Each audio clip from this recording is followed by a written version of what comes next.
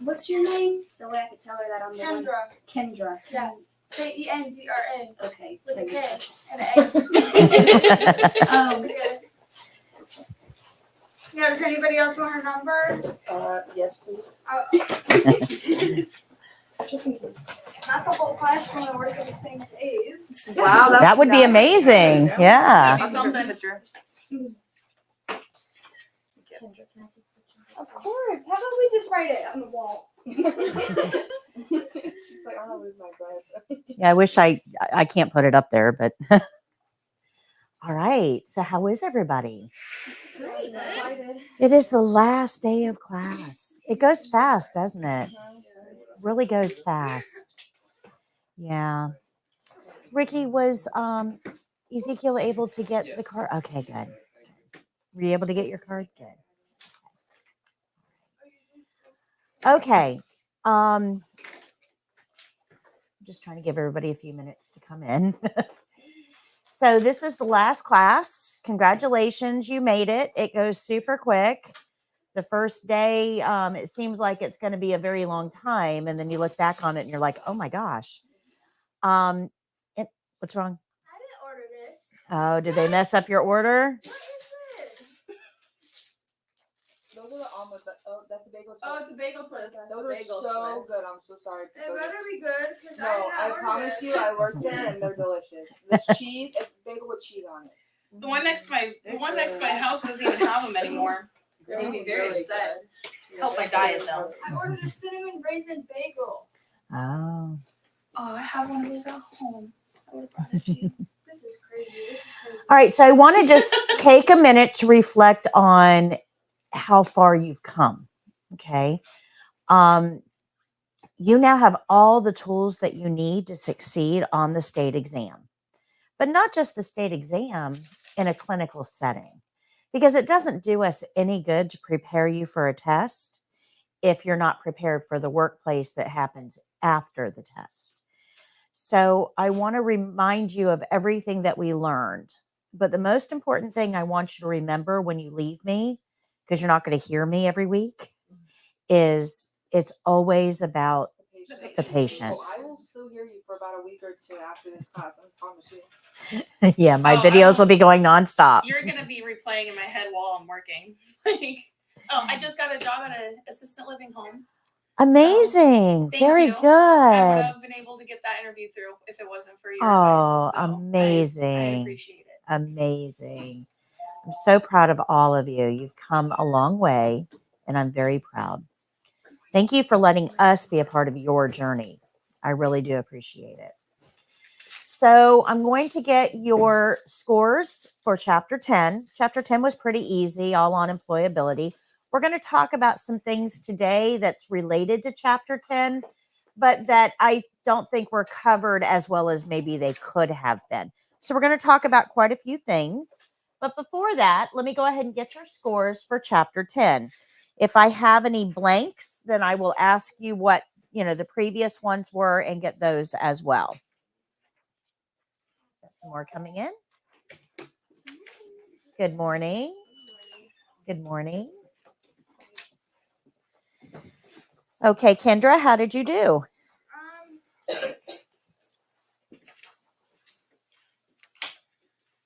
We'll come back. Okay, I'm sorry. No, that's fine. Brittany. I totally forgot and I did not do it. That's so fine. Let's. We'll give you a minute. Sehar. 100. Thank you. Korea.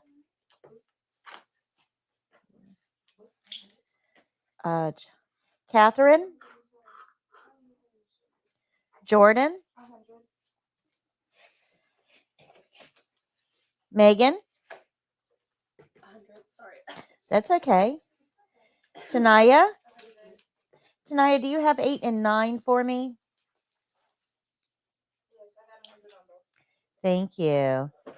Aaliyah. I got a 95. Thank you. Ricky. Thank you. Lori. 10 was 100, and then 8 and 9 were both 95. Thank you. Nadine. Jasmine. 100. Thank you. Jamie. 100. Thank you. Kendra? Thank you. Brittany? Oh. Oh, never mind. Lashadra?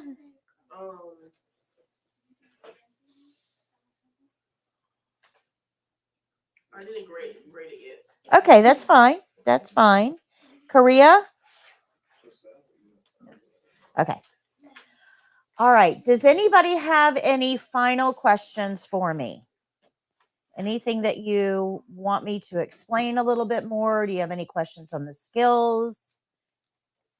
Are the practice tests and like the test questions like look like the same? Yeah, we're going to actually talk about the practice test in about 3 minutes.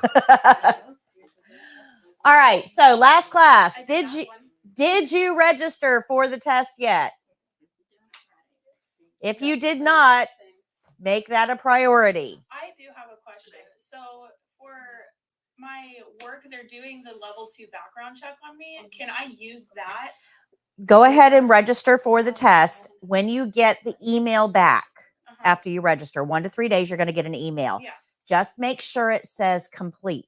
Okay. If it says incomplete, then they weren't able to find it. Yeah. Okay. Yeah. So Miss Patty, when it says fingerprints received, is that like a good email that they sent you? Is that like notifying you they got it? Right. Does it say complete under application status? I just did it Monday, so I don't think I got that yet. Okay. Just the received one. Okay. All right. That means your fingerprints went to the right place. So. Okay. All right. So we're going to talk about renewal because once you take the test and get certified, there's some legal things you have to know about keeping your certification. So we're going to go over renewal requirements.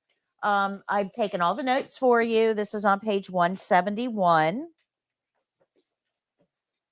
You can also find this on our website. Now, my website is currently having some issues, my main website. So one of the plugins, and I do the websites myself. I create all of this content and do all the host. Yeah, I do all that myself. The problem is that one of the plugins that I used, we didn't renew and it messed up all of my formatting. So I'm not teaching next week. That's my goal for next week is to get my website put back together. But just so that you know where it is, under the after certification at the top, notice it's CNA training. That's where you are now. And then testing, that's what you're about to go into. And then after certification, which is once you're licensed, you'll see CNA renewal instructions. So I'm going to show you a video in just a few minutes. That video lives here. And the reason that that's important is you're not going to be renewing for a little while, probably about 2 years. So roughly, give or take, we're going to find out why in a minute, but roughly 2 years. So in 2 years, you're not going to remember what I said. You're not going to remember what's on this video. There's a lot that's going to happen in your life in the next 2 years. I get it. So I need you to know where to find this video. We're going to watch it now so you can get a good overview of it. You can understand the process, but I need you to know where to find it when it becomes relevant to you. The reason that I say this is starting in about mid-March, I get about 50 phone calls a day from people all over the state. How do I renew? Do I have to test again? How much is it going to cost? Where do I get continuing education? All the questions. And this video answers all of them because I'm not going to go over that with every single person over the phone. I'm just going to tell you, go watch my video. So you need to know where it's at. Do we always have access to this? Always. This is my public site. Everything on here is free. All the skills videos are on there for free. There's a practice test on there for free. All of these videos are on there for free. All of my animated lessons that I don't show you guys are on there for free. I give away 90% of what I create for free. So that way you know where to get that. In the video that I'm about to show you, they're going to talk to you about a blue certification card. This is what your blue card looks like. This is what you're going to get once you get certified. So you go take the test. They give you some papers at the end, say, congratulations, you passed both parts. And then about a week later, this is going to come in the mail. This is your actual card. This is what your employer is going to need a copy of. But on that card, you're going to have an expiration date right here. You want to look at that to find out when your expiration date is going to be. Okay. So this is what the card looks like. So let me show you that video and then we're going to get into the rest of it. This is the last video I'm going to show you. Good morning.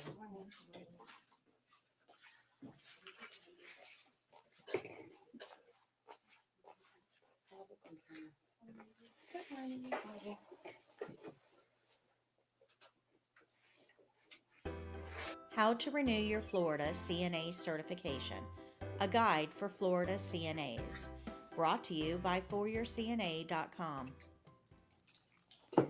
After you pass your state exam, you will receive your certification card in the mail. This card gives you valuable information. Take a moment to look it over. Check your name and address to make sure they are correct. Make a note of your CNA certification number. You will need this for employment and in-service credit. Your certification also comes with a convenient wallet card. Sign this and keep it in your wallet for handy proof of certification. But one of the most important things you need to pay attention to is the expiration date. It will be located near the top of the blue card in the grid. In Florida, CNAs are divided into two groups, odd year group and even year group. Everyone in the even year group will renew their certifications in even years, such as 2018, 2020, 2022, and so on. Everyone in the odd year group will renew their certifications in odd years, such as 2017, 2019, etc. When you become certified, you will join one of these groups. But which group you end up in has nothing to do with when you test. You will be assigned a group when you receive your first certification, and you will remain in that group even if you allow your certification to lapse and you retest later in life. So how do you know when you will have to renew? It's easy. Check your expiration date. Every certification will expire on May 31st, either in an odd year or an even year. You need to know which group you are in. This is Jenny. Jenny became a CNA in 2017. She was placed into the even year group, so her expiration date will be in even years. She is joining a group already in progress, so her expiration date will be the same as theirs, regardless of when she became certified. Everyone in this group has the same expiration date. So, do I have to take the test again? No. As long as you meet all the requirements and renew on time, you will never have to take the state boards again. In order to renew your CNA certification in Florida, you must meet two requirements and pay a small fee. You must work at least once as a CNA for pay in this renewal cycle. You must complete the required number of in-service hours and pay the renewal fee. We will look at each of these in more detail in the following section. In Florida, every CNA is required to perform nursing-related services for monetary compensation within the renewal period in order to renew their certification. That means they have to get paid to do CNA skills.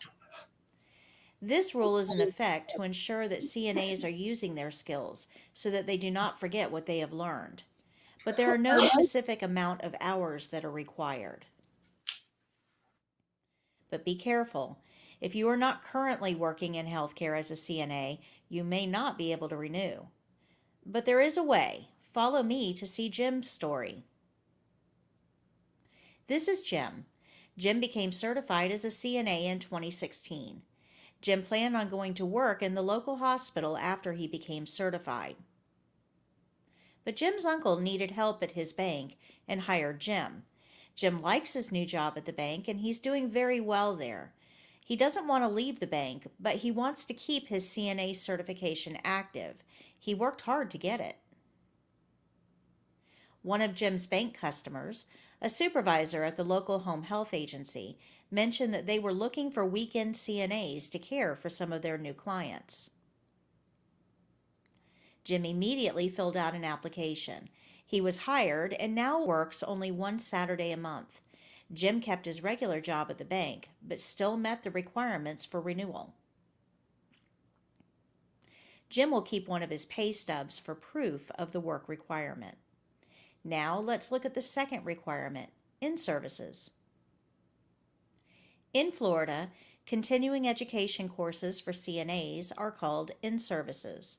You must complete a certain amount of continuing education every renewal period in order to renew your certification. You must complete continuing education in-services in certain topics every renewal period. These will include bloodborne pathogens and infection control, domestic violence, medical record documentation, resident rights, communication with cognitively impaired individuals, CPR skills, and medical error prevention and safety. So remember your expiration date on your certification. You need to compute how many months you will have that certification to determine how many hours you need. You will need 1 hour of in-service for every month that you are certified.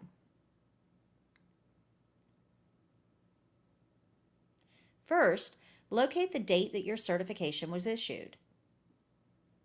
Then locate your expiration date. Count the number of months that you will have your certification in this certification period. So if this certification issue date was January 1st, 2017, and the expiration date is May 31st, 2018, there are 17 months of certification. This certification will be valid for 17 months before renewal. So this certification will require 17 hours of in-services for renewal. Once you have done your required topics, the remainder of the hours can be in a topic you choose. Choose topics that relate to your work environment or an environment that you want to work in.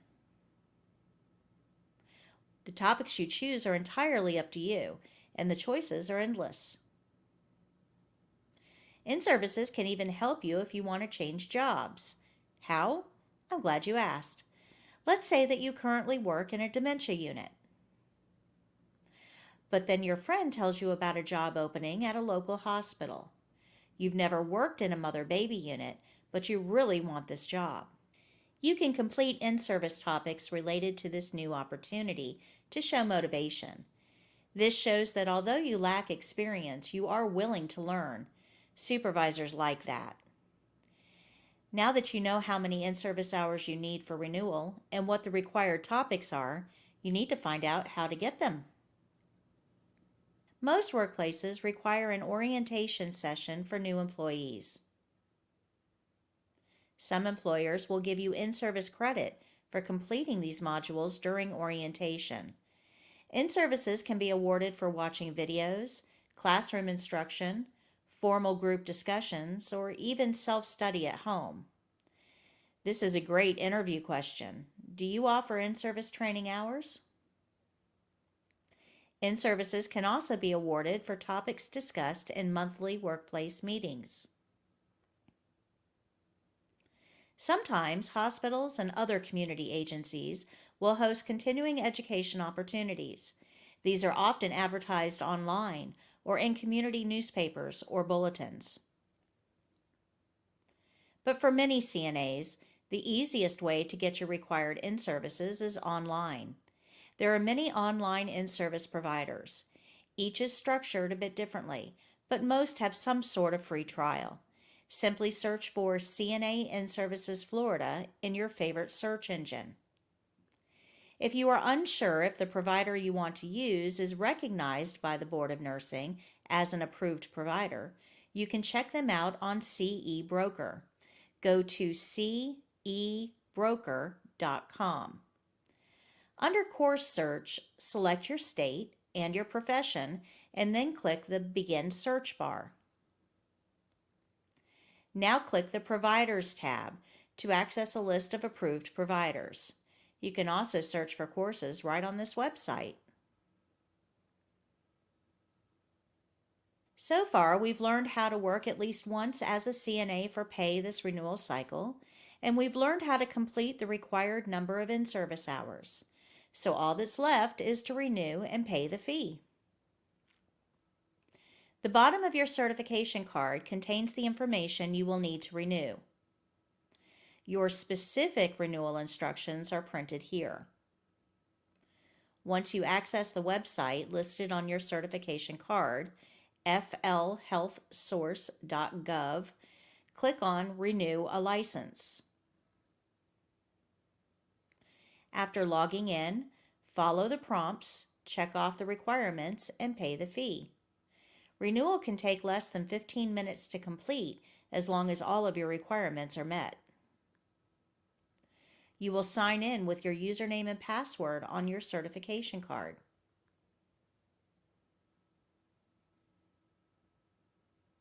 You do not have to send anything to the Board of Nursing to prove that you've met the requirements. You only need to send proof, which would consist of a pay stub and in-service certificates, if the Board of Nursing requests them from you. You must keep your proof for at least 4 years after renewing. Never, ever lie on your renewal. The Board of Nursing does periodic audits.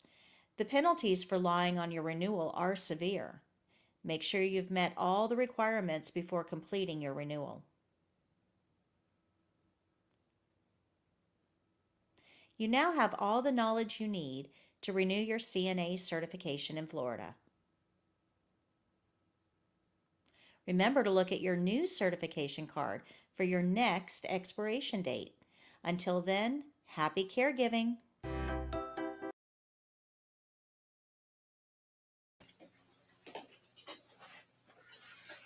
All right, any questions? No? Well, we have an international audience today. We have somebody from Kenya and somebody from Ghana joining us, so welcome.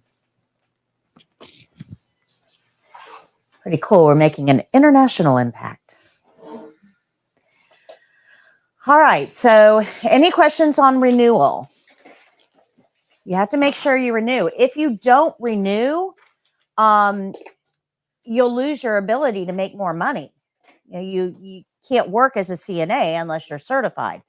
So if you can't renew on time, they do give you a 6-month buffer. You can do a late renewal, but they're going to charge you for it. It's like an extra $150 or something. It's extreme because they don't want you to put it off. After 6 months, though, they won't do a renewal. You would have to recertify, which means taking the test all over again. You don't want to do that. So, absolutely. So, what I suggest to everybody is right now you're used to living on no money, right? So, your first check, you should take $55 out and put it in an envelope in a folder. And when you do that, when it comes to renewal time, you always have the money right there for renewal. In that folder, you should also print off any of your continuing education that you do throughout the year as well. So if you keep everything together in a folder, when it comes time for renewal, you've got it all ready to go. Don't put it off to the last minute because emergencies happen. You know, you could be in an accident or something and be unable to do your continuing education. Or not have them, a financial emergency happens and now you don't have the money to renew. Always protect your ability to make more money. Okay. Make sense? Page 172 and 173 gives you the state boards of nursing for all states. because Florida's great, but it may not be your final destination. You may decide to go somewhere else. Cost of living is getting really high in Florida. Yeah. So, I mean, a lot of people used to be in Florida because the cost of living was low. Well, now the cost of living is getting high.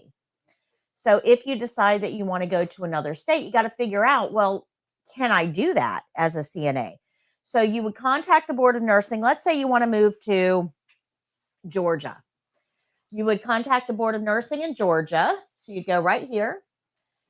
There's a phone number, an address, everything that you need there. So you would contact them and say, hey, I'm a Florida CNA. I'm looking to move to Georgia. I'd like to operate as a CNA in Georgia. What are the requirements? And then they would tell you exactly what to do. Usually it's filling out a form, getting a background check done in their state, because states don't communicate background checks. So you'd have to get a background check done in their state, pay their fee, and then they would give you a certification in that state. Not all states do that, though. There are some states that say, no, you have to take our test. And then there's some states that say, you have to start all over again. We want you to go through our training and testing. So you would want to know that before you move to that state. Okay, so that's why I give you all of the information there. All right, so let's talk about finding a job. Finding a job in healthcare is a little bit different than finding a job in other industries. Most of the time, if you're if you're just looking for a job in anywhere, just give me a job, you're probably going to go onto an online jobs board, and you'll look up who's hiring, what are they hiring for, how much does it pay, and you apply through there. Well, what you probably don't know is all of those online jobs boards cost money. Those employers do not get to put their job posting up there for free. And it can be as much as a couple of $100s a week to advertise a position. That's expensive. And that only puts them on one jobs board. All of you guys in here don't all use the exact same jobs board. So that means that they've got to pay every single one of them. How expensive do you think that gets? Now, remember, in medicine, we always have job openings, especially in Florida. We are never, ever, ever, ever fully staffed anywhere. Every place is hiring. You are now officially in demand. They need you. They want you. They're desperate to have you. So we need to understand that these positions may not always be advertised on jobs boards because there's always a position open. So if you go on to, I don't know, let's just pick on Indeed because it's one of the biggest ones.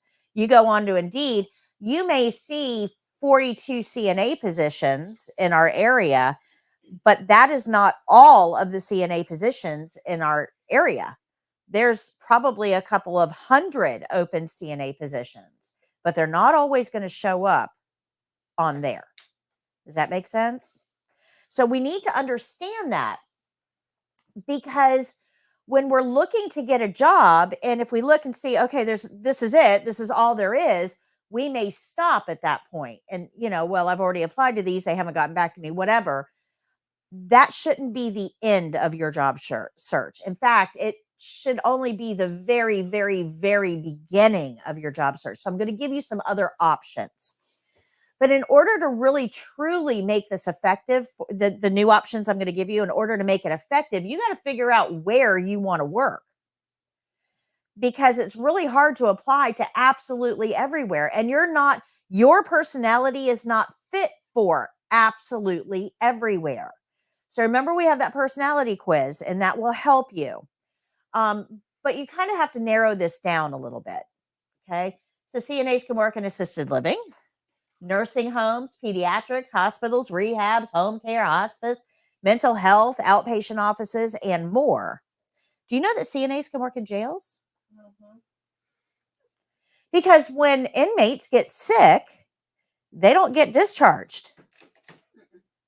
They don't get let out because they're sick. So if they're sick, they have to stay there sick, which means they have to have medical professionals there to treat the inmates. And one of those is going to be a CNA. They also have CNAs at federal prisons. And you want to talk about benefits? Get a federal job. There are some benefits there. Now, a lot of people are afraid of jails, and I get it. I understand. I'm 100% with you. But in a hospital, they don't tell us who the violent crazies are. When they walk in for appendicitis, they're not going to tell you, oh, by the way, I'm schizophrenic and I'm probably going to do something crazy. Right? However, so you don't have security with you. You're in that room with that patient. Possibly getting knocked out. Sure, yeah, I mean, we don't know who the crazies are. They don't let us know, right? They don't announce it when they come in. But in a jail or a penitentiary, you're never, ever, ever alone with a patient. There's always a guard. So in all reality, which one is the more dangerous place to work? So think about that just a little bit differently. Okay. So remember, we have the quiz that you can take, your ideal workplace.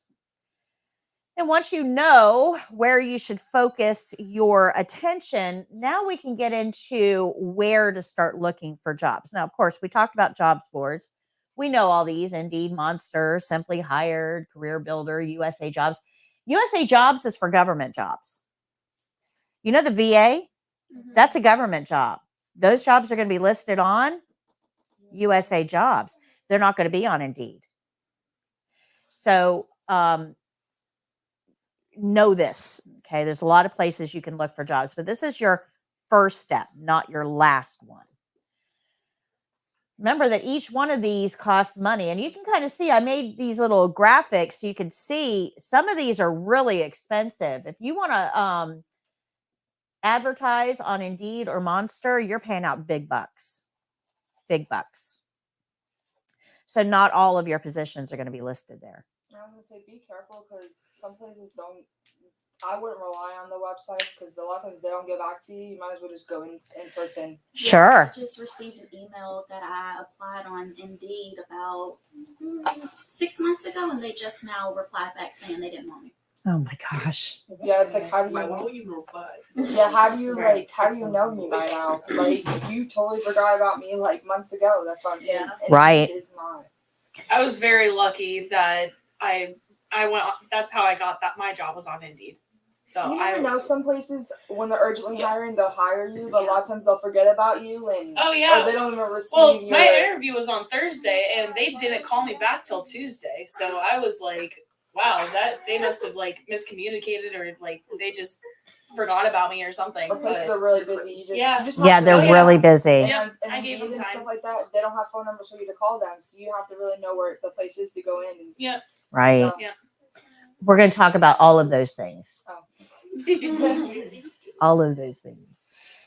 Okay, so remember that this doesn't show you a clear picture of all of the positions that are open in the community. And like you were saying, going in is your best option. The problem is that most places now, you can't do in-person applications. When you walk in, they're going to tell you, go to our website and apply. Okay, so you can save yourself a trip and go to the website. So here's the deal. All of the facilities have their own website. Okay, they have their own website. And it's free for them to advertise their positions on their website. So where do you think all of the positions are going to be found? So save yourself a trip or a Indeed search. And if you know, okay, I want to work at the hospital, that's the only place I'm looking at. I really want to work at the hospital. We have 3 in our county. I want to work, I don't care which one, I'll work at any of the 3. So you would go to the website for each one of those hospitals. You can go to a search engine, type in the name of the hospital, the website comes up. I guarantee it. There's an easier way. I'll tell you in a minute. But you can search this. But go directly to their website, look under jobs or careers, and apply right there. Now, some of them will tell you about some scams. This actually was a screenshot of an actual hospital system, and then I just changed everything here so that we're not advertising for them because I don't want to get in trouble. But they actually had a job scam alert up here.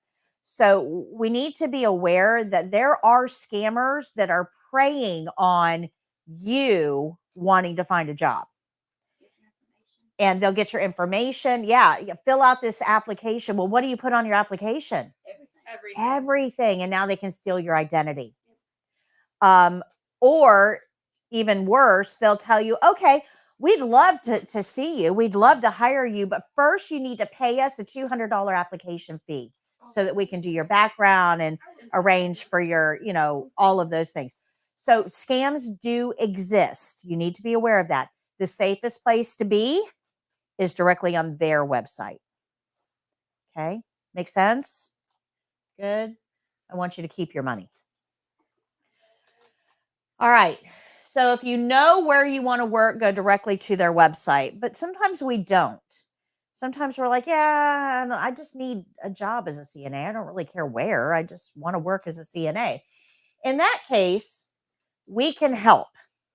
Again, my website, a little wonky at the moment. I'm going to work on that next week. But under after certification, remember we had the video earlier. Right above that, I have local employers. This is only for Hernando County. So if you're not in Hernando County, this isn't going to help you much. But if you go to my website, click on local employers, I have every healthcare employer there. And it's all a clickable link. And I've got it categorized. So you'll see hospitals, clickable links. So if you click on the top one, it's going to take you to that hospital, to their jobs page. And in most cases, to the CNA listings on the job page.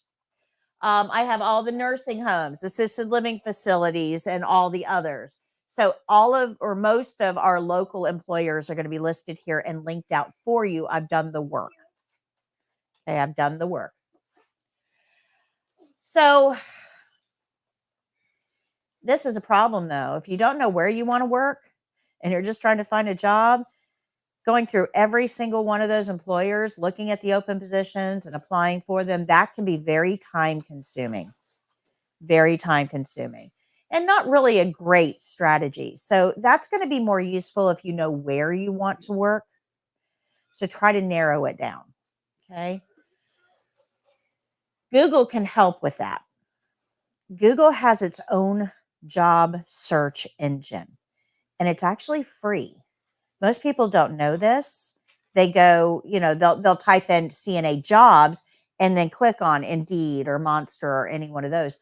But Google itself pulls from all of those websites we talked about, because that's what Google does, is it crawls all the websites. So Google will list all of the information, and that may be a way for you to kind of narrow it down too. But a lot of people don't know about that. All right. This is something that most people don't think about, right? We talked about jobs boards. We've talked about going to their websites. We've talked about Google's job search feature. But do you know that most of our employers have Facebook pages and Instagram feeds and Twitter accounts, or X account? I guess it's X now. They have social media presence. And when they have job openings, they'll post on there. Hey, we're looking for a 3 to 11 CNA.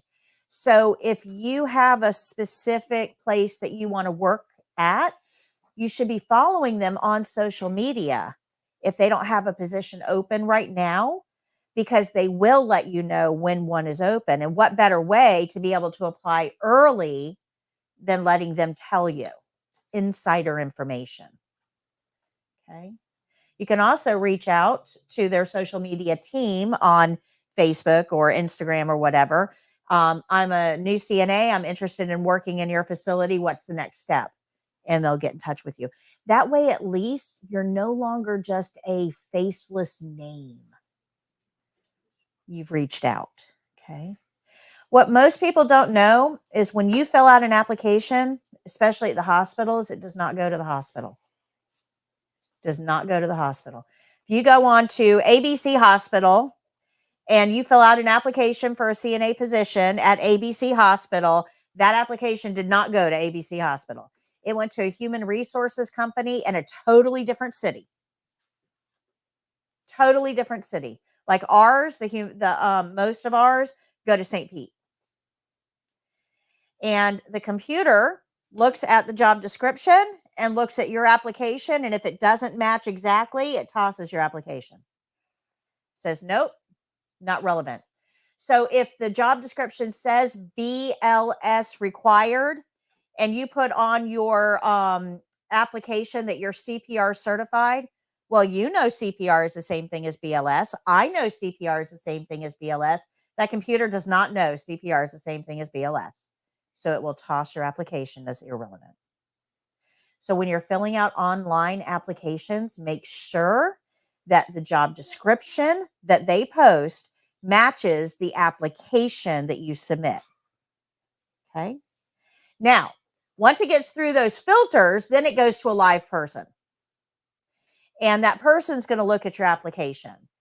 And they will, if they think that it's worth pursuing, they will pass it on to the nurse manager. But if there's something in there that they're like, nah, not really, it'll never get to the hospital. So you've got a lot of things that you have to go through, a lot of gates, just to be able to get seen by the nurse manager. So what I recommend, especially if you're trying to get in at the hospital, apply often. Often. At least once a week. Not every day, but once a week. Because the more they see your name, the more likely they are to let your application through. Okay? Apply often. Make sure that your application matches those job descriptions. But all of that aside, this is actually the best way to find a job. Actually, everybody in here knows somebody that works in medical. It's the dominant industry in Florida. The dominant industry in Florida. So everybody knows somebody that works in medical. So it might be your best friend's mom. You know, hey, you work in medicine. What do you do? Where do you work? Are they hiring? Because most places will offer a referral bonus. So if they recommend you, they're going to get money, and so are you. Nice. Pays a whole lot better than Indeed. Okay. So referrals are very, very important. The other reason that it's important, other than monetary, is that healthcare tends to be cliquish, I guess is a good way of saying it. People maybe aren't the nicest and most welcoming to new people, which I think is stupid because they're there to help you, right? You're short-staffed. You're running your butt off. New person comes in. Don't eat them. Help them, but in healthcare, we tend to eat our young. It's horrible. So if somebody is recommending you, that means that they already like you. So we have a new person coming in that's already liked, and that improves staff morale. Does that make sense? So this works out very well for employers because it helps build an employee base that is less problematic for them, less fighting. Okay. So referrals are big. And most of the time, the referral bonus, they'll give whoever's referring you money right up front. And then again, if you stay in 3 months, at 3 months, and then again at 6 months. For you guys, they usually give you something if you make it 6 months. Or, it's usually structured like that. They're not going to give you money to walk in the door. They're going to make sure you stick first. Okay. So there's other ways to find jobs in healthcare. You can visit facilities in person, but most of the time they're going to tell you, go to our website and apply. But you can.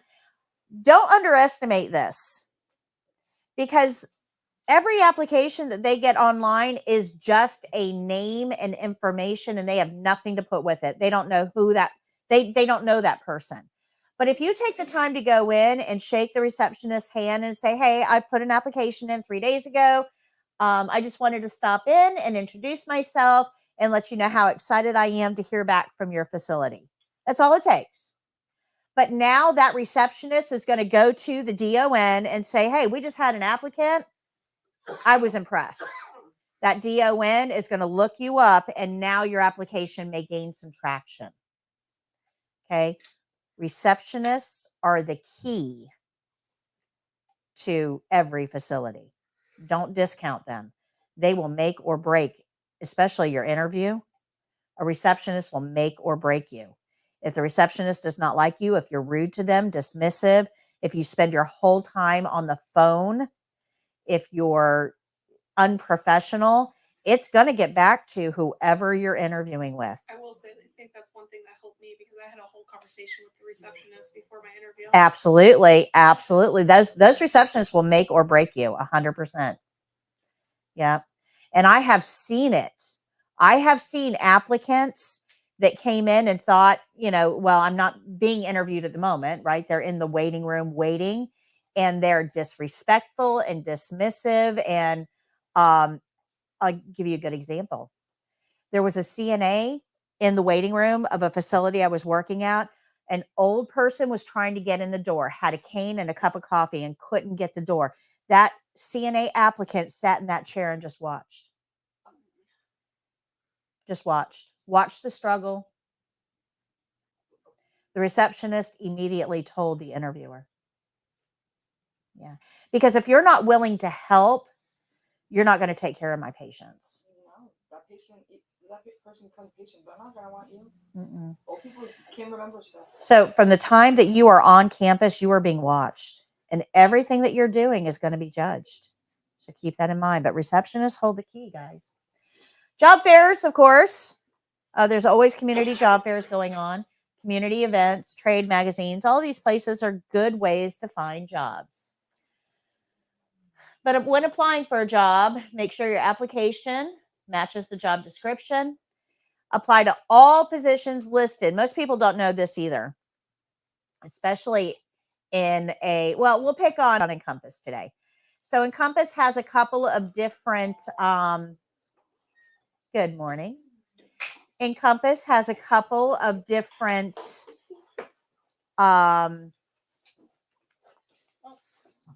wings. Okay, couple of different wings.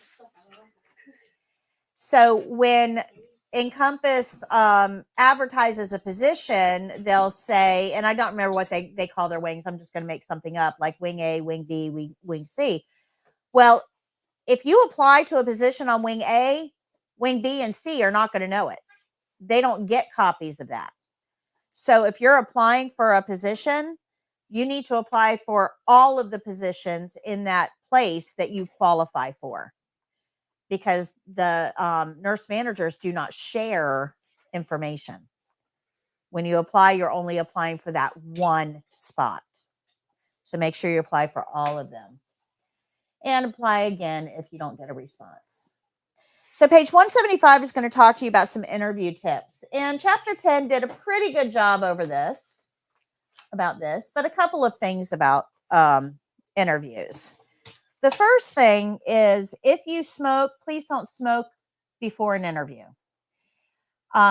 Cigarette smoke, I don't care how much Febreze you use, cigarette smoke is still, It's very strong. yeah, it's still detectable.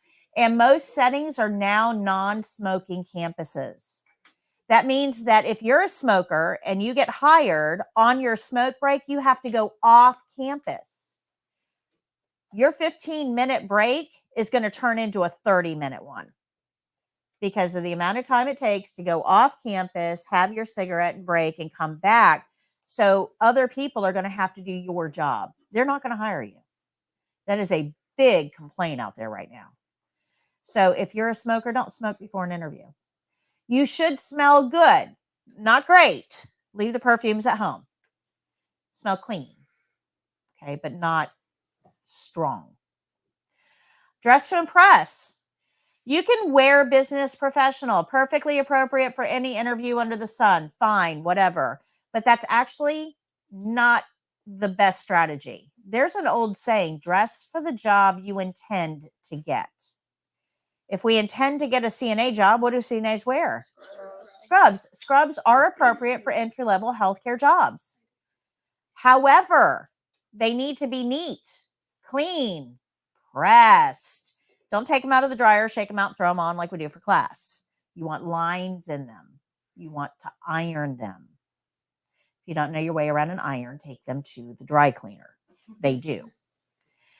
But you want to give the best possible, most professional image you have. If you have visible tattoos, you should wear a long sleeve shirt or a jacket until you find out what their tattoo policy is. Most places are very lenient on tattoos now. In the last 15 years, I've seen a huge shift. But you don't want to be presumptuous. You want to find out what their policy is first. Okay. Good? Makes sense? Tattoo on my hand. It's a flower. Yeah, you can't really do much about that, but you'd want to ask what their tattoo policy is. Yeah. It's sweet. So years and years ago, tattoos were a much bigger deal. What I tell my kids is if you're going to get a tattoo, get it in a non-visible place. My dad always told me. Yeah, when you're working. So, anywhere on the trunk of the body or even the legs are fine because you're usually in pants, right? But try to limit the amount of exposed skin that you get tattoos on because you never know. Remember, when you're being hired, you are being hired to represent their values, not yours. So kind of keep that in mind. When you go in for the interview, you should have some confidence. If you can't tell me why you're right for the job, then how am I supposed to know how you're right for the job? You have to have some confidence. Not cocky, but confident. First impressions make a big, big deal. When you're making a first impression, you want to make sure you're making eye contact. Remember that half of our job is observe and report, right? So these two things are going to play a much bigger role in your interview than you even know. If half of our job is observe and report, that means that you have to be comfortable making eye contact with strangers. Make sense? If the other half is the report part, observe and report, that means that you have to be comfortable giving information to strangers in a cohesive way. If you can't talk during an interview, if you're looking down and you're mumbling and you're all nervous and you're doing something like this and you're talking very fast and very low, and that interviewer is not going to think that you're capable of doing the job. Remember, half of our job is observe and report. Your interview is your opportunity to tell them that you have those skills just by how you relate to them. Good? Make sense? Okay. We're going to talk about being prepared and asking questions in 1 second here. Shake hands, by the way. Does everybody know how to shake hands? This is not taught in schools anymore. This should be taught in schools. To shake hands, this is not a handshake. You're not the Queen of England. Nobody's going to kiss your ring. Okay? Don't put your hand out like this. To shake hands, you put your hand straight out, thumb up, fingers together, grasp the hand, once up, once down, return to the middle, and release. That is how you shake hands. You're not trying to arm wrestle. You're not doing this back and we're not pumping the well. Okay? Hand out, thumb up, grasp the hand, once up, once down, return to middle, and withdraw. That is a handshake. And I know they're not teaching that in school anymore, and they should be, because a handshake is extremely important to show, first of all, that you're confident in yourself. But second of all, the history of the handshake, guys, is to demonstrate that you are not a threat, that you hold no weapon. When you shake somebody's hand, you're telling them, I'm open and I'm not a threat. If you do this, that is not the impression that they're getting from you. Okay. So make sure you know how to shake hands appropriately. Why I have to teach that, I don't know. I really wish they would bring that back into school because it's important. Oh, yes. Cursive writing is another one. All right. So we talked about this, dressing neatly. Sure, you can wear business professional. That's okay. You're allowed to do that. But I would prefer that you're in scrubs as long as they meet the criteria. Solids are best. Don't wear prints. Don't wear prints. Solids are best. Bonus, if you know what color the CNAs wear in that facility, because everybody's color coded now. If you know what color they're wearing at that facility and you have that color, wear it. Because the people that are interviewing you will appreciate that you took the time to do that. That shows interest. You're not just an applicant, you're a motivated applicant. And that means you might actually show up for work. Amazing. When you go to your interview, you should make a packet to take with you. I cannot overstate this. If you're going to take a screenshot of anything in this class, take a screenshot of this. You don't make a packet, somebody else will. Whoever makes the packet gets the job. All right. So in your packet, you should have a resume. If you don't have a resume, go to CareerSource. They'll help you make one. Be careful online. There's a lot of places that'll tell you can make a resume online. Be careful with that because you get all your stuff in, you get to the end, and then they want to charge you. So be careful. Go to CareerSource. It's free. That's what they exist for. Okay. You should also have your blue card. Remember we talked about that blue card? You should have a copy of your blue card. Beware any employer that tells you that they need your original blue card. Run. They can make a copy of it better if you give them a copy of it, because there is, I wish I could tell you that every healthcare facility out there was above board, had ethics and integrity. They don't. There are some places that are so desperate for staff and they're so tired of staff leaving, ghosting them, that they will take your blue card and tell you, oh, we have to have this on file for you to work here. They'll put it in your employee file and now you can't leave. You can't quit because who's got your blue card? Ah. Yeah, you can contact the Board of Nursing and have a replacement, but they're going to charge you. So if something like that happens in the middle of your interview, what do you say back to them? I'd be happy to provide you a copy of my blue card, but I do not give my blue cards to employers. That's mine. Absolutely. It happens. Have you seen that, like, real life? I have seen that in real life. Yeah. Wow.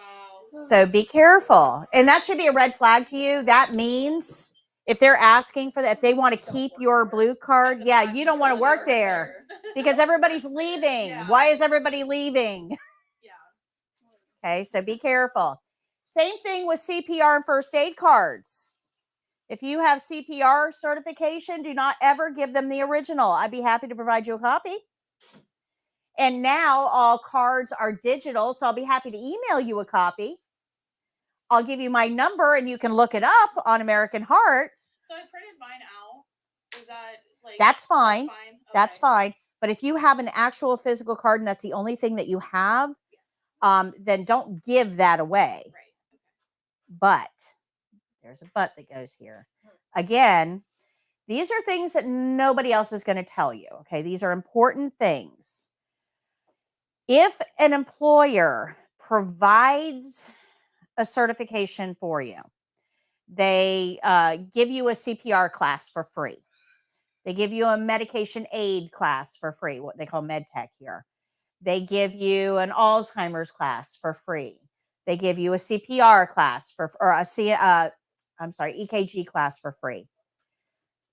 Some places you take the class, you do the work, you get the certification, but they keep it in your employee file. If they pay for it, it is their right to keep it. Can you ask for a copy of it? They don't have to give you one. That's If sneaky. they pay for it, who does it belong to? So just be aware of that. So there's nothing wrong with it. It's okay if they're giving you training to work in that place. They have that right. There's nothing wrong with that, but you need to be aware of it. Because when you go to leave that place, let's say you took med tech training, you've worked as a med tech for 2 years. Now you're ready to move on, but you don't have that certification to be able to pass on to somebody else. And it's not a state regulated. There's no master list anywhere. So if they want to keep your certification, there's nothing you can do about that, which means that wherever you go, you're going to have to get your own. What if they give it to you and like you go to leave and they ask for it back? You don't have to give it to them because they paid for it. Yeah, they paid for it. You don't have, once it's yours, you don't have to give it to them. You can say no. Okay. But if they want it back, they wouldn't give it to you to begin with if they wanted to keep it. And if they want to keep it, it's kind of a little sneaky. It's something's wrong there. They want to keep it, you know. Yeah. A lot of places want you to progress, hopefully, and go to bigger. They just don't want you to leave. Yeah. They don't want you to leave. And that's perfectly legal. Okay, that's perfectly legal. If they pay for the cert, it's legal for them to keep it. Maybe not ethical, but it is legal. So when you do, the way around this, guys, is when you do trainings that are provided by the employer, ask for a copy for your records for continuing education. I need this. I need a copy of this. You can keep the original, it's fine, but I need a copy to prove continuing education if I'm audited. Places will take a copy. And they'll usually give you a copy for that. Okay, then you at least have the copy. So these are little things to be aware of. Okay. Miss Patty, do you have a water? Unfortunately, I don't. Okay, because I just went outside to get some fresh air. It's a little hot in here. I might just... Let me open the door.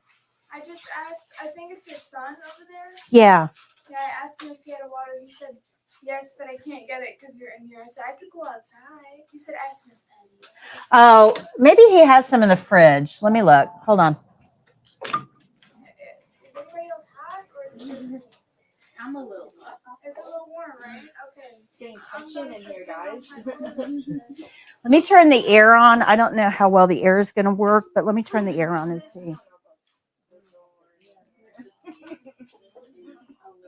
I do have a question. Do you provide first aid classes by chance?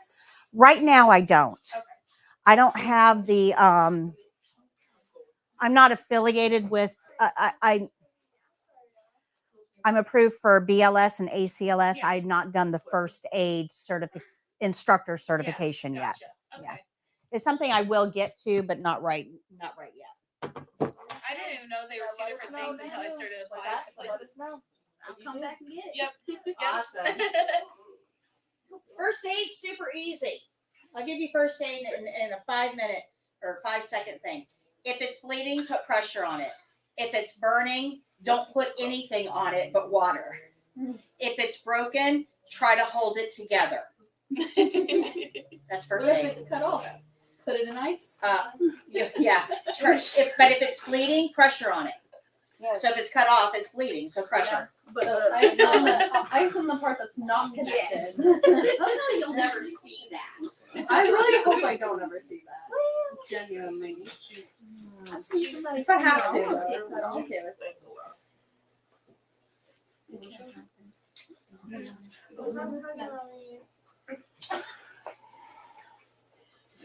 My brother almost cut his thumb off or whatever. Everyone hot, and I'm just like, I'm free. What I missed at the beginning of class? Huh? What I missed? I don't know, I came in late too. Usually I'm here early too. Yeah, that's what I needed to ask you. That feels I don't think very there was any. much. She was just kind of like God bless. talking about. Apparently he did have some over there. You just had to ask permission from his mom. I never know what he's got in that fridge over there. Thank you so much. Put it on my forehead or do I drink it? Okay, so we want to make a packet. Pat your neck. That's where all the heat. Yeah. We want to make a packet to give to our interviewer that has all of these things in it. So when we go in for the interview, we're going to stand up straight. We're going to shake hands. We're going to make eye contact, and we're going to hand them the packet. They're going to put it to the side. They're not going to look at the packet right now. It's not relevant right now. They've got you. Where this packet comes in is that you are not the only person being interviewed. There's other people that are going to be interviewed. They can't hire you if they don't remember you. And if you're one of 8 people that got interviewed today, there's nothing about you to make you stand out at this point. You're brand new. You don't have a ton of experience. So the way you conduct yourself in the interview will be important, but they've got to be able to remember you. Now, at the end of the day, they go to clean up their desk before they go home, and they come across your packet. Now they're going to flip through it, and they're going to say, oh, yeah, I remember her. Oh, that's right. Yeah, she interviewed well. Now you're back in front of their mind. So it helps them to hire you a little bit easier. But this is where it really helps. Okay. So let's say that, what's your name? Brittany and Korea. So Brittany and Korea both interviewed today. Brittany brought me a packet. Korea did not. They both interviewed just fine. I could hire either one of them and be perfectly happy. But if I want to hire Korea, I've got to pick up the phone and say, okay, Korea, I'd like to offer you a position, but what we need for your employee file before we can hire you is I need a copy of your certification, and our corporate needs a resume. Do you have those things? We also require CPR and first aid certification. So do you have those cards? And any additional certifications you have, we need to have those. Of course, for employment purposes, I have to have a copy of your driver's license too for the I-9, the eligibility to work. So if you can get all of that together, get it to human resources, they'll check it all in, and then I can give you a call and tell you when our next orientation is. Or I could pick up the phone and say, hey, Brittany, you want to start orientation Monday? Which one would I do as the employer? Call up Brittany. Yeah, the easy one, right? The easy one. Make it easy to hire you. So it makes you memorable, but it also makes it easy to hire you because everything they need is right there. I have done this throughout my career. I've had several times where I went into an interview, gave them my packet, and they said, can you start at 3? Same day. Yeah. I need you to go down to employee services, pee in a cup. Can you start at 3?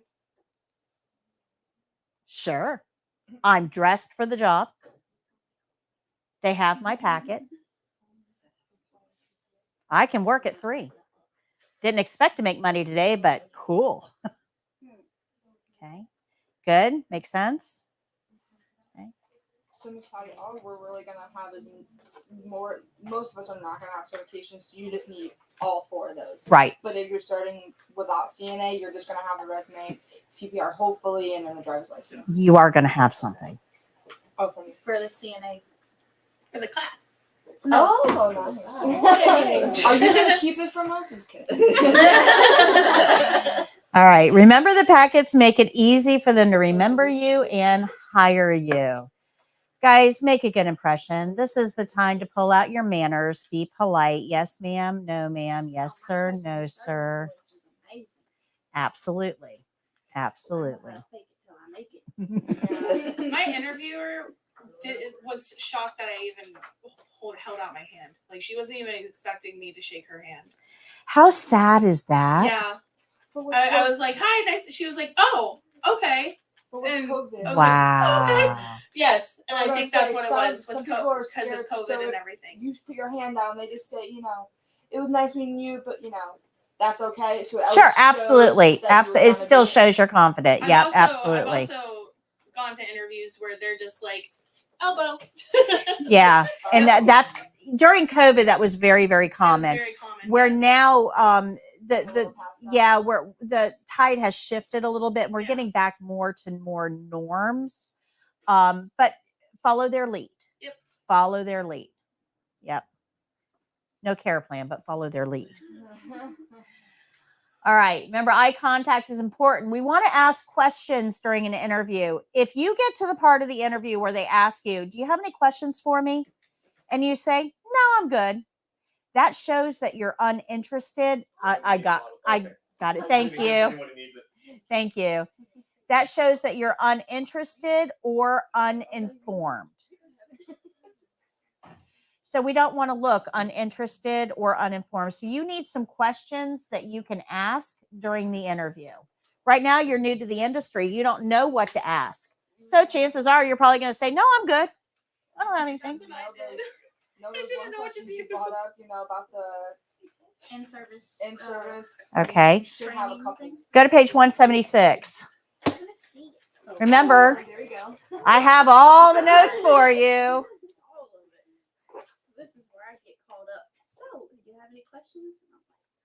No, I'm good. No, it's just like, I'll bring this book with me. Yes, let me open my book. Okay. Oh, we're gonna get there. Hold on. Don't get ahead of me. I've gotcha. Can we bring a piece of paper so we can write those So things down? when you go for your interview, you should always have a small notebook in your pocket. Go to the Dollar Tree and get one of those small spiral notebooks. Put it in your pocket with a pen. Always have 2 or 3 questions in there, so you can open it up when they get to the part about do you have any questions. You can pull out your notebook and perfectly okay. But the reason that you want that notebook with you is if you get the job, they're probably going to do something like this. Okay, well, I'd like to offer you the position. So we have an orientation that starts on Monday. It's over in the medical office building on the 2nd floor. You're going to be meeting with Janice, and you'll need to be there about 8:30 in the morning, and just casual clothes are fine. And then you'll do 2 or 3 days in orientation. Then they're going to put you with, I think you'll be shadowing with Mary, and you'll need to be in scrubs, and scrubs color in that unit for CNAs is red, so you'll need to be in red scrubs to shadow. Do you remember any of that? You gotta take notes. That's right. So if they offer you the position, you need to be writing down all the particulars, because if you call up the receptionist 2 days later and go, I'm supposed to be somewhere sometime, That is not Where's somewhere? where, and what am I supposed to wear? They're like, who's this, first of all? Yeah, they're not going to know. They weren't in the interview. The other reason that you want to write stuff down is because sometimes things get lost in communication. And if they offer you $16.85 an hour to start, I want you to pull your paper out and your pen and okay, so the starting wage is $16.85. And you're going to write that down, because later on, if they say, okay, well, your pay rate is 15, you can pull out your book and say, okay, well, but when I interviewed with Sandy, she said it was 16. I wrote it down here, 16.85. So can we look into that? Okay, don't rely on your brain. They won't rely on your brain. But if you have it written down, that's a little different. You should have a notebook with you during an interview. But write a couple of these questions down in that notebook. So one of the questions you need to know is there a set schedule? That's important. Another question that you want to ask is there mandated overtime? Now, what this means is it's called to mandate. When you are done with your shift, let's say you work 3 to 11, you get off at 11 p.m. If the person that's supposed to relieve you doesn't come in at 11 p.m., what happens? You need to know. I mean, do they have like fill-in people that can be called? Or do I have to stay over? Because if you got kids at home, transportation issues or anything else, you may not be able to stay over. But if that's their policy, you need to know that up front. Okay. Does that make sense? You can look through some of those other things to see what questions you need to be asking. You need to know about the uniform. You need to know how they schedule holidays. You know, do I have to work every holiday? You get paid holidays, paid time off. Right. What kind of tuition reimbursement or advancement opportunities do they have? You know, if I want to go back to school, do you help with that? Do you offer continuing education for CNAs? Those are all really good questions. Do we wait for them to talk about the pay raise? Because I feel like that's always like a very Okay, so that's a very good question. A lot of people are hesitant to bring up pay. How many of you guys are willing to work for free? Because if you are, I've got a job. I'm not, obviously, but I feel like sometimes, like midway through the interview, I'm like, okay, how much am I going to get paid? And then I'm like, how do I say it? Okay, so we never want to say how much am I going to get paid because it's very presumptuous. We don't even have the job yet. So a better way of phrasing that is, what is the starting wage for somebody with my level of experience for this position? Okay. And notice we're saying starting because that's our starting point for negotiation. You can work your way up. That's right. That's right.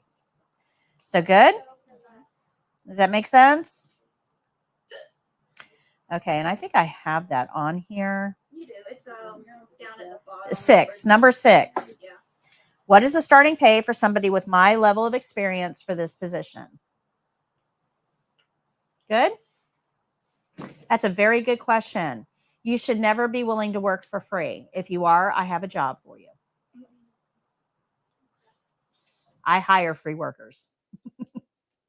You should too. Any questions on that? All right, so let's talk about the questions they're going to ask you. And they will. They're going to ask you because they have no idea what makes you different from anybody else that has sat in that chair and has asked for a job. You have to be able to tell them what makes you different.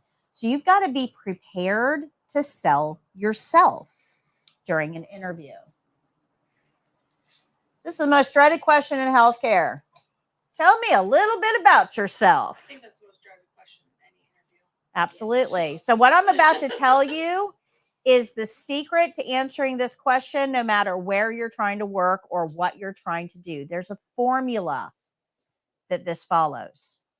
What I don't want to hear is, well, I was born in Virginia and mommy and daddy divorced and I moved to Alabama and then I moved back in with granny in Virginia. And now I'm in Florida because I was with this guy and we came here and now there's no guy and I'm stuck here. They don't care.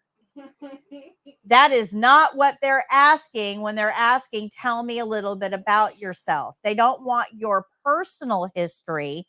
They want to know why you should be considered for this job. So let's help them with that.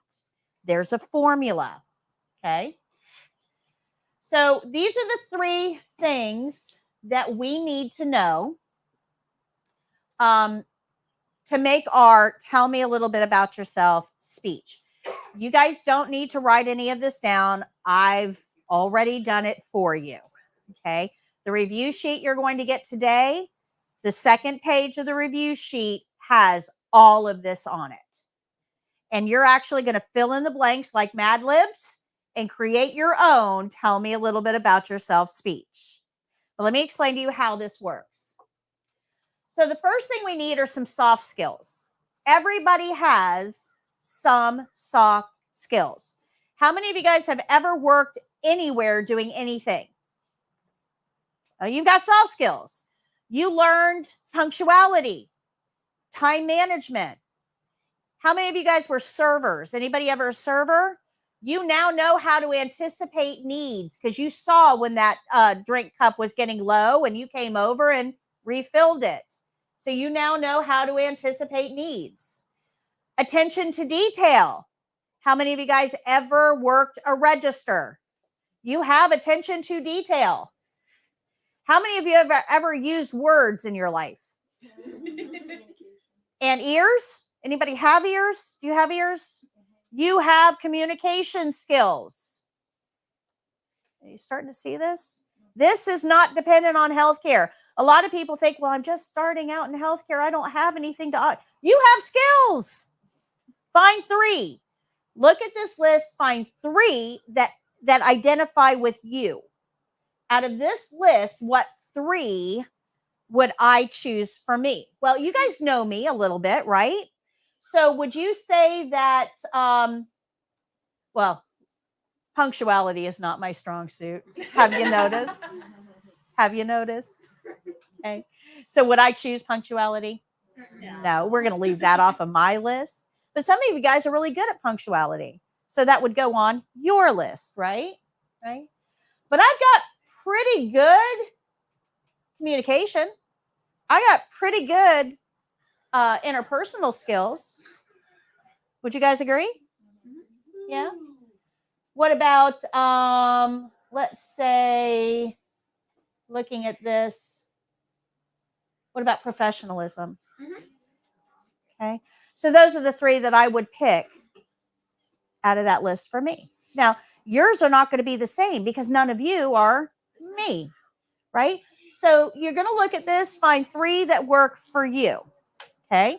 Then we're going to move on to, why are we in healthcare? Why did we do this? What brought you to healthcare? Was it because you wanted an opportunity for advancement, right? No more dead-end jobs. Are you here because you want more flexibility in scheduling, like you're having a baby and you want to be flexible with your scheduling? Are you here because you just have that heart to care? You want to care for others. Are you here because maybe you worked in a non-clinical role? Maybe you were in food service or housekeeping or administration or registration or something like that, and you wanted to get something more hands-on.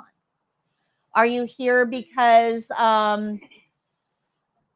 you're looking, maybe you worked in healthcare and you're looking for something different that better fits your particular talents? Okay. So you have to figure out, why did you take a CNA class? Why are you trying to get into healthcare? Now, this is going to be different for every single one of you. Some of you cared for family members, and now you want to transfer that into a job. Some of you, me, I was always called to healthcare. I was the 6-year-old bandaging my dog. Okay. Always drawn to healthcare. So that's something that I would use to my benefit. I have that heart to care. So I also like problem solving. I love problem solving. Love problem solving. So that makes me a very good nurse because I'm always looking for problems to be able to solve. And that's what nursing is.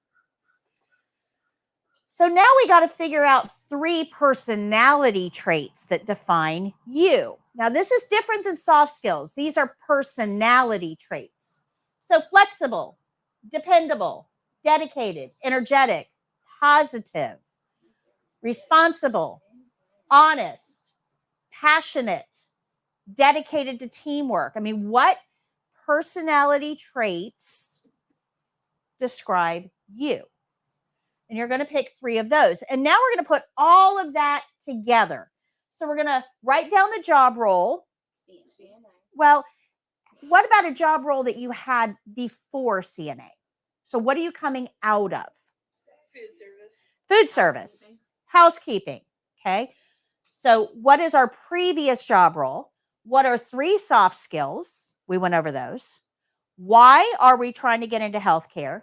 And what are 3 personality traits? And then we end up with a statement like this. My past experience has been as a food service worker, where I excelled in attention to detail, anticipating needs, and teamwork, collaboration. But I really wanted a more rewarding career with opportunity for advancement, something that wasn't quite so dead end.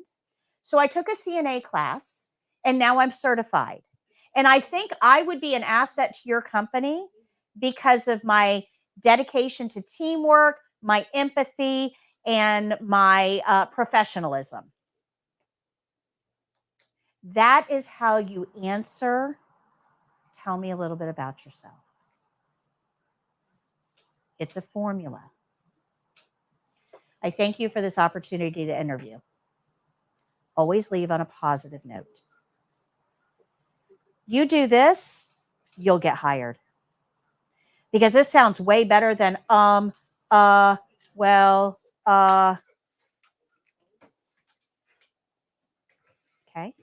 good.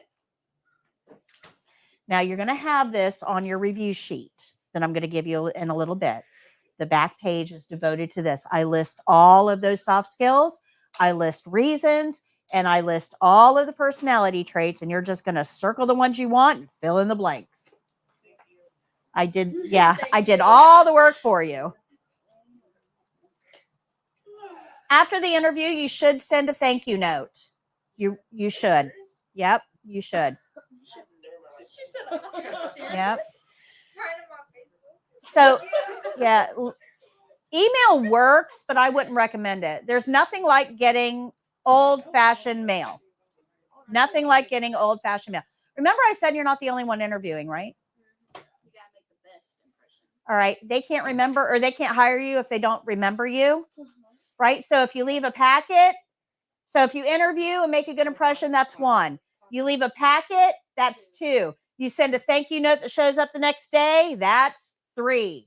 You'll get hired.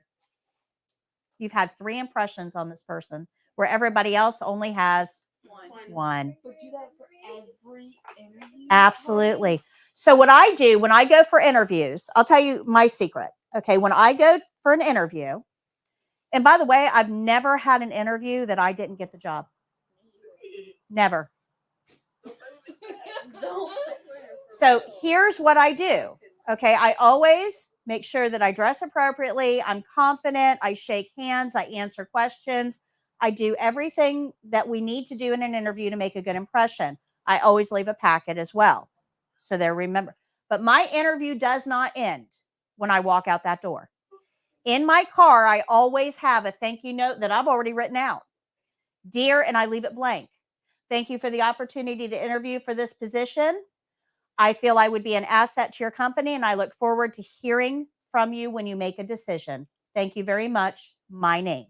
When I get out of the interview, I write the name on the card of the person I just interviewed with. And I always take their business card so I know who I was dealing with.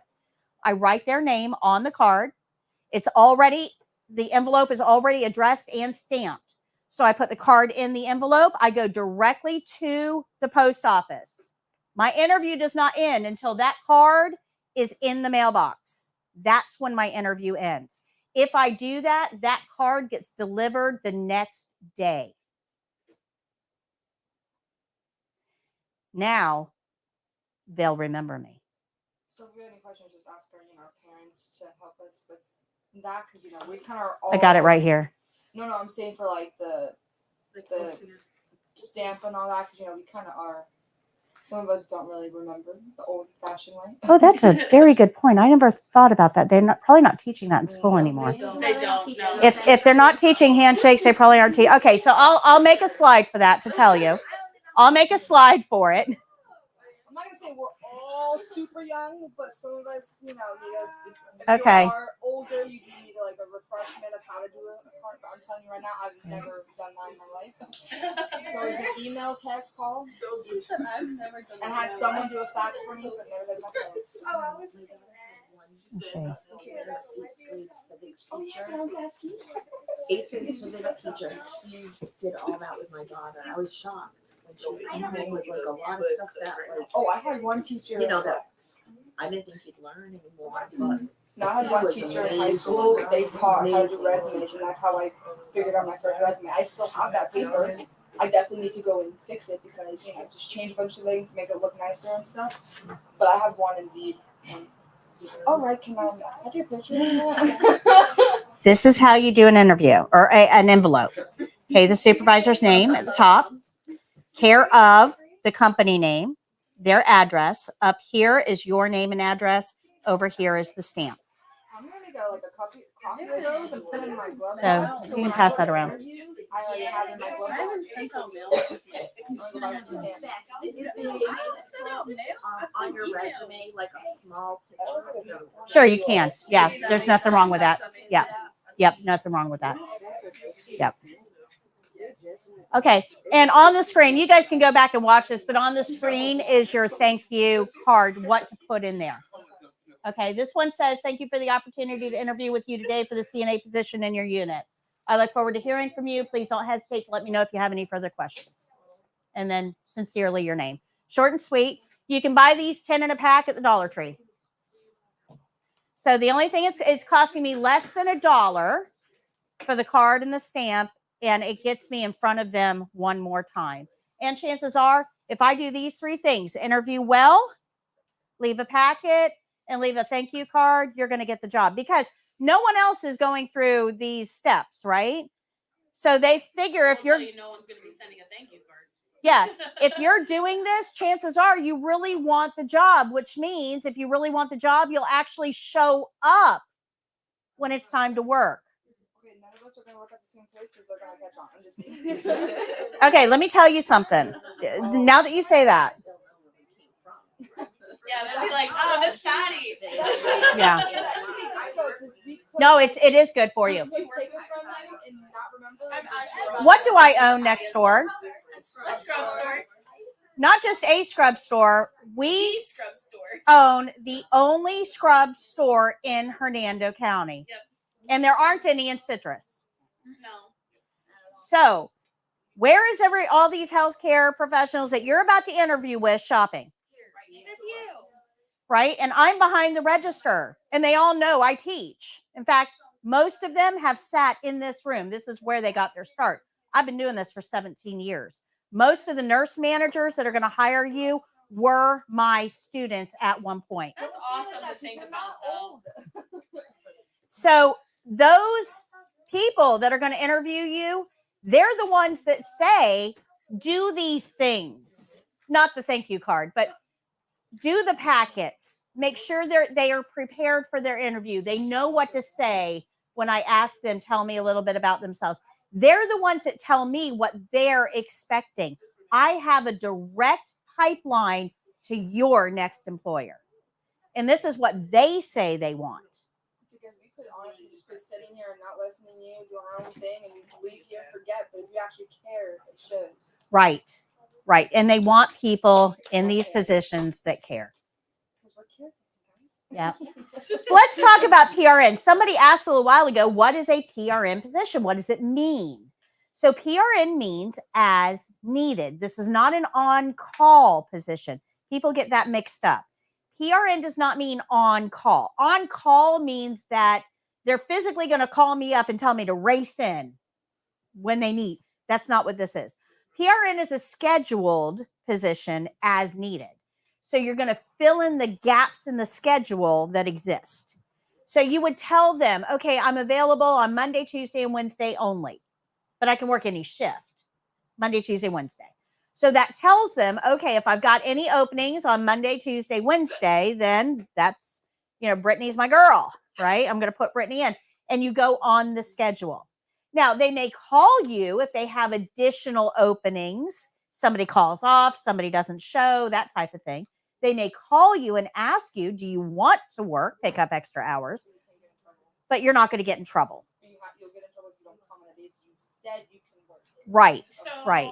So places that, like what you said about like the overtime part, places that don't allow that to happen, they're the ones that have PRNs. Everybody uses PRN. And let me tell you why. We don't know what kind of care you're going to provide. We have no idea. You can interview just fine, but be an absolute monster when it comes time to work. Yeah. You cause problems with staff. You cause problems with patients. You're just horrible, right? It's very, very hard to get rid of you, to fire you. We have to go through lots of steps. We have to do verbal warnings. We have to do written warnings. We've got to do remediation and retraining and all these things, right? It's really hard to get rid of a bad employee because it's a right to work state. If we have you PRN and you turn out to be an absolute monster, we're not going to put you on the schedule. We didn't fire you. I wasn't We listening. just don't have any positions available. It'll force you to quit. Right. So PRN, look at PRN as an extended interview. It's your opportunity to show them what you're made of. Good PRN employees get way more hours than you would imagine. Okay. Good PRN employees will usually end up working as many hours as they want. Bad PRN employees don't get put on the schedule. Is it different pay? PRN is paid more hourly because you don't get any benefits. The other reason that Florida uses a lot of PRN rather than full time is because we are a snowbird state. Anybody ever hear that term, snowbirds? Yeah, I hate them. Okay, so snowbirds are people that live up north most of the year, but they come down to Florida during the cold months. Come down to Florida during the cold months. So the cold months are when most people get sick, right? So during the summer months, we don't have a lot of healthcare going on. During the winter months, we have a lot of healthcare going on. So if they hire you full time, that means they're guaranteeing you 40 hours a week or 36 hours a week, whatever it is that you're hired for. If they don't have patience for that and they're guaranteeing you those hours, that's a problem, right? So because healthcare in Florida is cyclical, most positions are going to be PRN positions. So we're going to get more hours in the winter when we have more patients hanging around. You're going to get less hours in the summer. Now, nursing homes, their population is pretty steady. Okay, when you go to a nursing home, it's where you live for the end of your life. They're pretty full most of the time. So nursing homes may have full-time positions available because they always have the same amount of patients. Rehabs usually have the same amount of patients. They fluctuate more because people come in, they leave in 6 weeks. More people come in, they leave in 6 weeks. So your patients fluctuate more, but the amount of patients stays pretty steady. Hospitals are going to be more up and down. So your PRN positions, you're going to see a lot of them at the hospitals. Assisted living, depending on staffing, you may have more PRN positions or less, depending. But you will usually start out in healthcare in a PRN position because they simply don't know you. And they're not willing to take a chance and hire you full time and have you be an absolute monster. And then it's a nightmare to get rid of you. Okay, good. Make sense? Don't be afraid of getting hired as a PRN. It's actually usually the first step. The good news about PRN is that it pays more. The bad news is it doesn't have benefits. So if you need benefits, health insurance, retirement, all of that, you want to try to look at something that's a little bit more full-time. Okay, good. All right. Just because you're leaving us doesn't mean we're leaving you. You still have a lot of other resources available to you. You have all of our videos on foryourcna.com. You've got the online course on courses.foryourcna.com. You've got my all of these class review videos that, because I have videotaped everything that we've talked about. You can go back and watch those. I've got I used to do weekly lives. I stopped doing them about 2 months ago. Every Thursday, I would get on and do a lesson live. And eventually I'm going to get back to that, but I had to stop because I just don't have time right now to do another live anything. But these are good. I've got probably 3 years of lives that I've done previously, and they're going to be on what's the difference between CPR and BLS. There actually is a difference. Dehydration in the elderly. What do you need to know? How to prevent falls. Things that we don't necessarily talk about in class. That's what my weekly live was for. So there's a lot of really good, useful information in there for you. So you can always go back and take a look at that. You also have the practice test. We have a practice test online on foryourcna.com. There's a million questions in the course, but you also have one in your book on page 191. This is very similar to what you're going to see on the state exam. They are not the exam questions. No one can give you the exam questions. That's a conflict of interest. And anybody that says that they are is lying. Absolutely. So these are not the exam questions, but they are very similar to what you would see on the state exam. If you take this test and you miss 5 or fewer, you are ready for the state exam, the written part. If you miss more than 5, you're not ready. And you've missed something in class and you were probably either goofing off or sleeping, because I've gone over pretty much everything that you need to be successful in the state exam. In the very back of the book is the answer key. Answer key for everything. Nope, that's for you. Yeah, every lesson question answer is in the back of the book as well. Yep. 60 questions on the state exam, multiple choice. 2 of the answers you should be able to throw out right away. They're absolutely ridiculous. If you know your scope of practice, guys, this is our scope of practice. We follow the CNAs do. It's all about the all these principles guide our performance. And who do we report our observations to? Yeah, that's your scope of practice. That's what they're going to focus on. 2 of the answers you should be able to throw out right away if you know your scope of practice, because they intentionally violate your scope of practice. And that's what they want to see. Do you really know your scope of practice? So 2 answers you should be able to throw out right away. And then that's going to leave you with 2 that maybe possibly could work. So you want to evaluate each one individually with that question and see, does this make sense? Does this agree with what I was taught? My students do very well on the written test. It's not a hard test. It's not a tricky test as long as you understand your scope of practice. Right. The skills test is going to be harder because now you got to do. And there's a lot of steps involved. Okay. So you have to practice. I do have a question about this practice. I Sure. did it already, and I just have a question about the number 6, the bed alarm.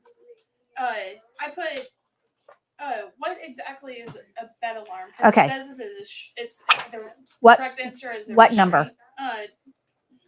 192, question 16. Okay. A bed alarm is actually talked about in your yellow book. Okay. In the reading. But what this is, it's an alternative to restraint. So if we have somebody who's weak and unsteady on their feet, and we put them in bed, remember, can we use side rails? No. Okay. So we don't want them up, move. Guys, please. We don't want them up moving around. Okay. I'm losing my train of thought. We don't want them up moving around on their own because they're weak. They're a fall risk. Yeah. Right? And we can't use side rails. So what we can do is put a pressure mat on the bed that lets us know when they get up. Okay. So this is what we call a bed alarm. So it's just a mat that lays on the bed, and when there's pressure on it, it's quiet. When the pressure goes off of it, it gives us an alarm that lets us know, hey, that person is out of bed and somebody should probably be looking at them. So it's a way of helping with safety without restraining their movement. Gotcha. They can get up and walk around. It's not keeping them from walking around. It's just making sure the staff knows that they're up and walking around. Gotcha. There's also Okay, alarms, thank you. There's also alarms that my grandpa was recently in the hospital. There are alarms on like chairs and stuff, certain chairs and recliners. Yeah. So if a patient, if it's like even like a person visiting sits on it and they get up, it notifies when people come right in. Yep, Because it notifies that they got up. that's So right. If you're visiting and they're not going to be able to sit in that chair, let them know so they turn it off. So you're not constantly getting that. Gotcha. Yeah. Gotcha. because that was funny. Yep. Well, thank you. That's the only question. Does that help? Yes, it does. Okay.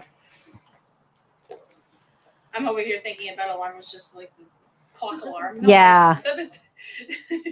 So just to remember, we do have the practice kit. If you aren't practicing here, and you do have this room available on Mondays and Wednesdays from 1:30 until 4, up through February. Okay, so we give it to you a month after graduation. So you can come in and practice before your test. If you can't come in here, and we have everything here. We have the mannequin, we have the beds, we have the linens, we have everything here that you need to be able to practice the test for the test. But if you can't, I would consider buying a practice kit because you probably don't have a gate belt at home. You probably don't have a drainage bag or a graduate container at home. And these are things that you're going to have to learn how to use before you go take the test. So if you aren't going to come in here, remember, coming in here and practicing free. But if you aren't coming into practice, I would consider buying this. Through today, it's $45.99. On my website, I think it's $69.99. So we're giving you I'm giving you this at cost, guys. We're giving you a huge discount on this.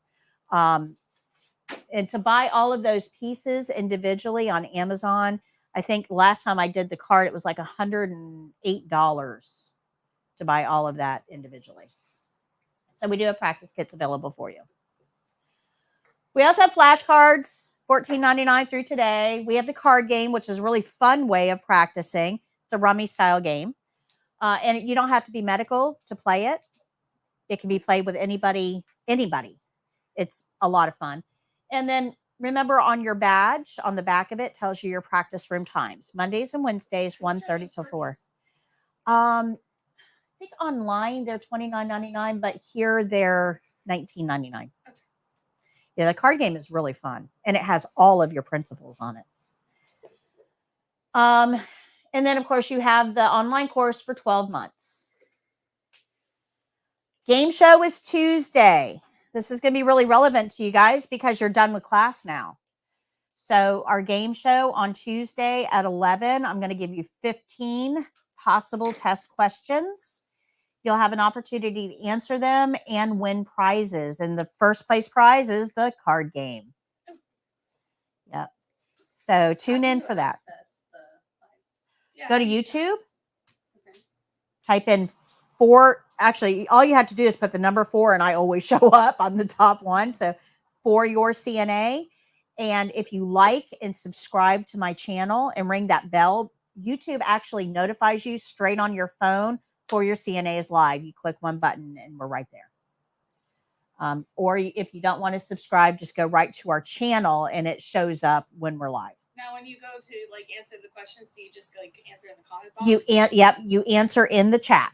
Okay. And it's 1, 2, 3, or 4. So you hit 1 and then the send button. And the program that I use actually reads your comments and assigns points to it. Okay. It's really cool. So you end up on a leaderboard. That's how it keeps track of it.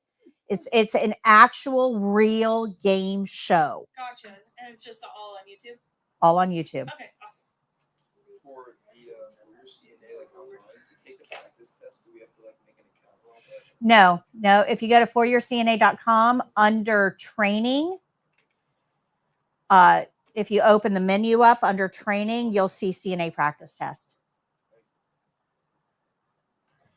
Time to give the book back. This book is yours to keep forever. You don't have to give this one back, but I do need the yellow one back, please. I have no problem giving it back, but can I use it to do the chapter 10 test? Sure. I can't give. I'm staying here. Okay, that's fine. Yeah. That's fine. All right. So what I need from you is we're going to go outside and take a picture in just a second. I need reviews, guys. I've been doing this for a very long time and I only have like 55 reviews. Oh, I got you. Don't worry. How many people are in the That's on Facebook? I need Facebook and Google. Yeah. We have like 15, whatever you said, many more reviews. Thank you. I wasn't asking for them. I'm asking for them now. And then somebody gave me a bad review on Lucen on MediScrubs yesterday. Give me a 1-star review. Yeah. Wait, what was their name? So. What is their address? so We about to go through there. we're going to go take a class photo out there. But if you can put your yellow book here, we're going to go out there and take a class photo. After the photo, we're going to take a break. So you can, go take a break or whatever. You got to give me about 15, 20 minutes to get your graduation packets together because I still have to print everything off. I'll get your graduation packets together. We'll do graduation, but you can practice while I'm doing that. So take a break, practice, and then once I get the folders together, we'll do that together. So go ahead and put your book here and meet me outside. No, that's okay. It's cold. Get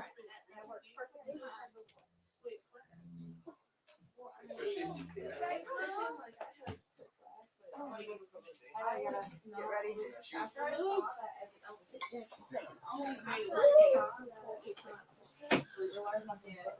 I saw it's cold out there.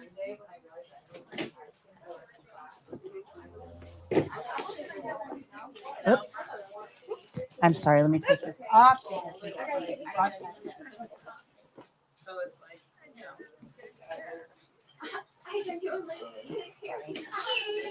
Ew, I gotta smile. Alright, so you're going the wrong way, Ricky. Get him some water real quick. You can't have water. Lovely. yo, my mom used to tell me that at church. Oh, you're thirsty, drink your stuff. I used to ask my mom. Short people in front. Wait, am I considered tall or short? I'm 5'3". Y'all gotta hide the belly for me, so I'm gonna stand right here. When I get you, Ricky. I'm 5'3".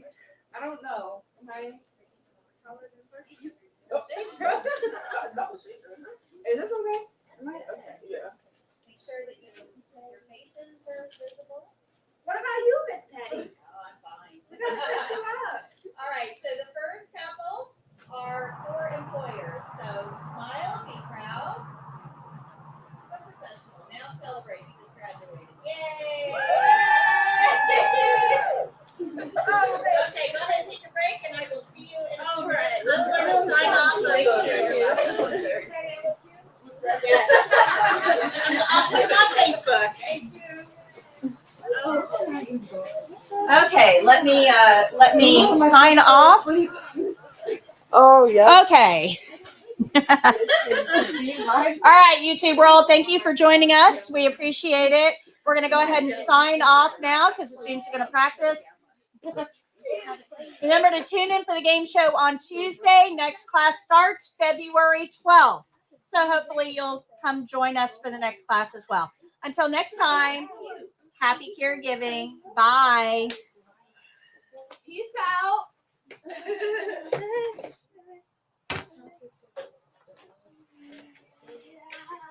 Yeah, she did. So yeah, that's okay. See, that was something that I told you. Can you write my